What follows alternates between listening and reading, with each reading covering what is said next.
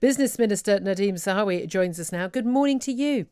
Good morning. Thank you very much indeed for joining us here at Talk Radio. Now, you're here to talk about obviously your particular field of things in terms of a £300 million boost to UK manufacturing productivity. Of course, this comes as we've got the latest economic figures. The UK economy did grow in July, according to the ONS, by 6.6%. However, we are still, not even halfway towards making up the GDP we've lost since February. How much further have we got to go?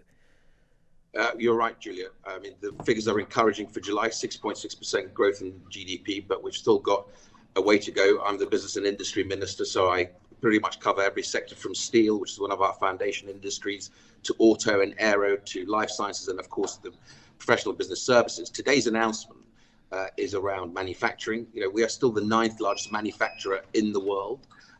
We're looking to deliver what we've piloted in the Northwest in the Made Smarter project, where we get small businesses to adapt and, of course, introduce technology into the manufacturing process to help them improve their productivity.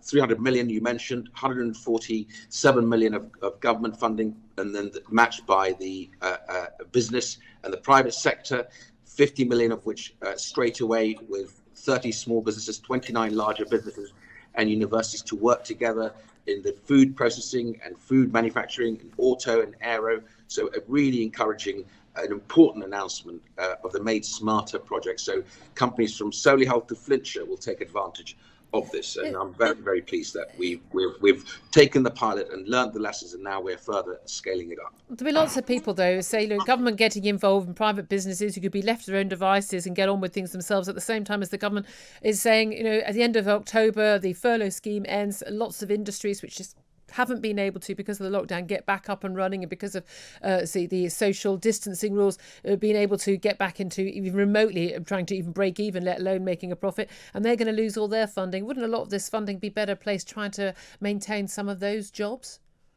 Well, first of all, we've extended the furlough scheme out to October by listening to businesses. We introduced flexibility into furlough so you can come back on part-time.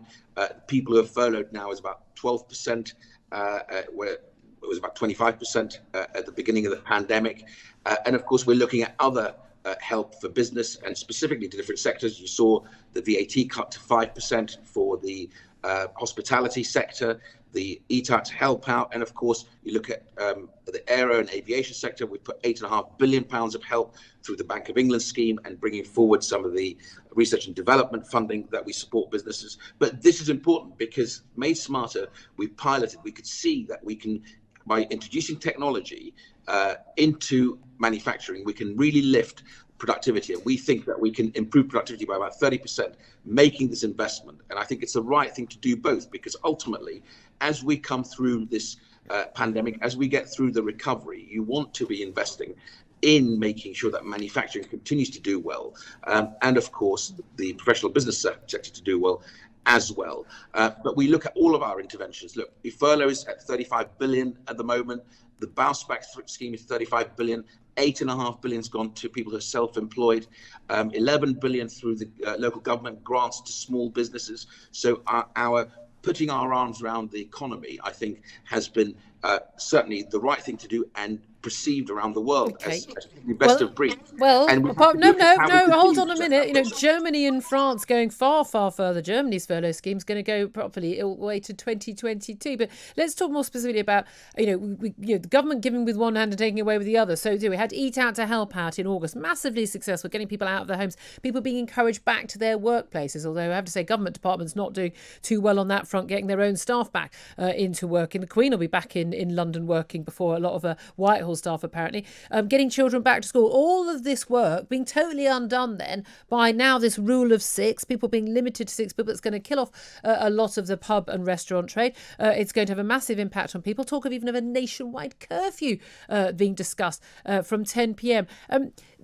The trouble with this is that the people perceive this as being, very, very confused, mixed messaging from the government that is really harming the economy at the time when we're supposed to be encouraging people to go out and about and live their lives more normally.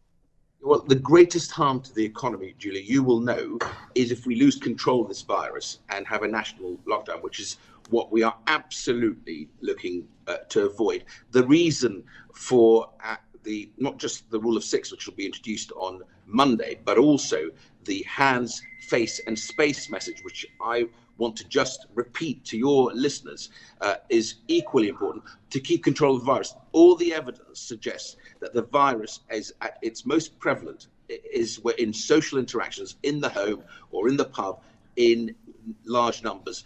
It is at the moment spreading most virulently in the 17 to 30-year-old age group. In fact, if you take the 17 to 40-year-old age group, that is absolutely the largest spread of the virus. By introducing the rule of 6, I think we can absolutely try and bring those numbers back down, continue to control the virus. And it's the best thing we can do for our small, medium and large businesses, because if we have another lockdown, that I think is exactly what would harm business, not help. We've just been speaking to a guest who used to be a very senior figure at Pfizer, one of the leading pharmaceutical companies, looking at all the evidence. And we know what, Carl Hennigan, the professor of evidence-based medicine at Oxford University, has been questioning a lot of things that the government has done. I know this isn't your responsibility as a business minister. You're not in the health department. I understand that. But he's saying he needs the government to actually publish what research, what evidence they've got that we are at the start of a second wave. And what research and evidence is there that there will be a second wave? There wasn't a second wave for SARS. There wasn't a second wave for MERS. The data for flu, the pandemic back in 1918 is pretty questionable now. And whether or not actually this pandemic is fundamentally, in the words of Dr. Mike Eden, fundamentally over it. And we are going through all these measures for no reason whatsoever. Well, respectfully, I don't agree with that, because you look at the numbers, and we had to act on Bolton, where the numbers really did spike up, and we've seen them in other areas, Leicester, and through the measures that we took, the actions that we took, we brought that back under control, and we've deliberately, very, very carefully now have reopened businesses in Leicester.